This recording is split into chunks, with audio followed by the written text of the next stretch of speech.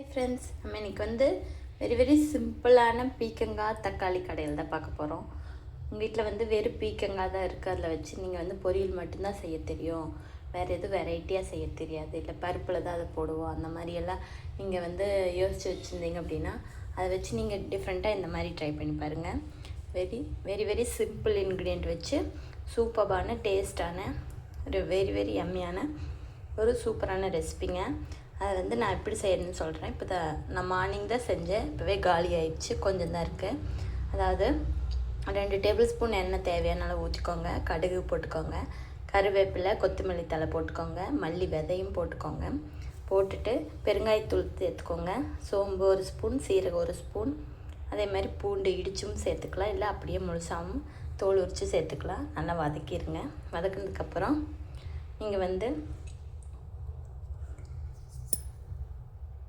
வந்து தேவையான அளவு வந்து வெங்காயம் சேர்த்துக்கோங்க. சின்ன வெங்காயம் சேர்த்தாலும் சரி, பெரிய வெங்காயம் சேர்த்தாலும் சரி, இல்லை சின்ன வெங்காயம் கொஞ்சம் பெரிய வெங்காயம் கொஞ்சம் சேர்த்தாலும் சரி, நல்லா டேஸ்ட் வந்து சின்ன வெங்காயம் கொடுக்கும். இல்லை ஒவ்வொருத்தருக்கும் பெரிய வெங்காயம் தான் பிடிக்கிறதுனால 2 மிக்ஸ் பண்ணி சேர்த்தாலும் சரி, நல்லா எண்ணெயிலேயே வதக்கிடுங்க. வதங்கினதுக்கப்புறம் தேவையான அளவு தக்காளி ஒரு பவுல் நிறைய எடுத்துக்கோங்க. தக்காளி நீங்கள் அதிகமாக கூட சேர்த்துக்கலாம்.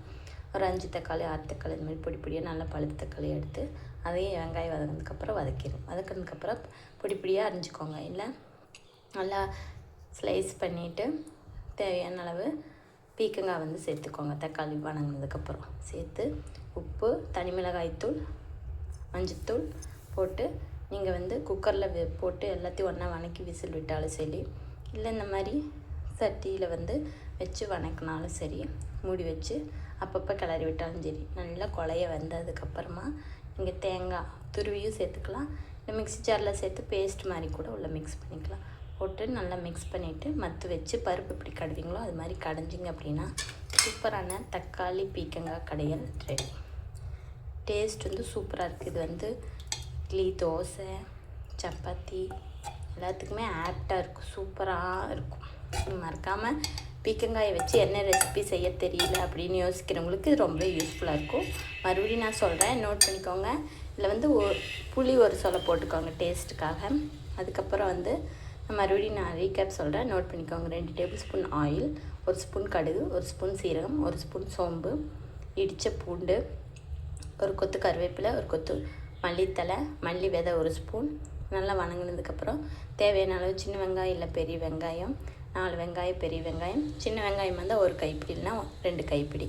நல்லா வதங்கினதுக்கப்புறம் ஒரு சொலை புளி, அதுக்கப்புறம் தேவையான அளவு தக்காளி 5 தக்காளி, 5லேருந்து 6 தக்காளி சேர்த்துக்கலாம், அதிகமாகவும் சேர்த்துக்கலாம். நல்லா பொடியாக ஸ்லைஸ் பண்ண தக்காளி எல்லாம் வதங்கினதுக்கப்புறம் பொடியாக ஸ்லைஸ் பண்ண பீக்கங்காய் போட்டு நல்லா வதக்கிக்கோங்க. வதங்கினதுக்கப்புறம் நீங்கள் பச்சை மிளகாயும் சேர்த்துக்கலாம், இல்லை தனி மிளகாய்த்தூள் வரமிளகாய்த்தூளும் சேர்த்துக்கலாம். ஆனால் வரமிளகாய் மட்டும் சேர்த்துக்காதீங்க, ரொம்பவே டேஸ்ட் வந்து மாறிடும். பச்சை மிளகாய் சேர்த்தாலும் அதே சேம் டேஸ்ட்டு சூப்பராக இருக்கும், இன்னும் டேஸ்ட் வந்து ஃப்ளேவராக எடுத்து கொடுக்கும். வரமிளகாய் தூள் சேர்த்துனாலும் குழந்தைகளாம் சாப்பிட்றதுனால உங்களுக்கு வந்து தூள் சேர்த்துக்கிறதுனா ரொம்பவே யூஸ்ஃபுல்லாக இருக்கும். ஜஸ்ட்டு காரம் மட்டும் தான் இருக்கும். மிளகாயெல்லாம் இருந்தால் உங்களுக்கு கடித்து சாப்பிடும்போது குழந்தைகளுக்கு வந்து காரமாக இருக்கும் இல்லையா, அதனால மிளகாய் தூள் சேர்த்துக்கலாம். இல்லை பெரியவங்க சாப்பிட்ற மாதிரி இருந்தால் மிளகாய் சேர்த்துக்கலாம், பச்சை மிளகாய் சேர்த்து நல்லா வதக்கலாம். வதங்கினதுக்கப்புறம் தேவையான அளவுக்கு உப்பு, மிளகாய்த்தூள், மஞ்சத்தூள் சேர்த்து மூடி வச்சு நல்லா குக் பண்ணுங்கள். மீடியம் ஃப்ளேமில் வச்சுக்கோங்க. 10 to 20 மினிட்ஸ் நல்லா குக் பண்ணுங்கள். அப்பப்போ எடுத்து கலர் விட்டுருங்க, நல்லா குழைய வேக விட்டுருங்க. வந்ததுக்கப்புறம் தேங்காய் துருவல் சேர்த்துக்கலாம், இல்லை தேங்காய் அரைச்சி பேஸ்ட் மாதிரி சேர்த்துக்கலாம்.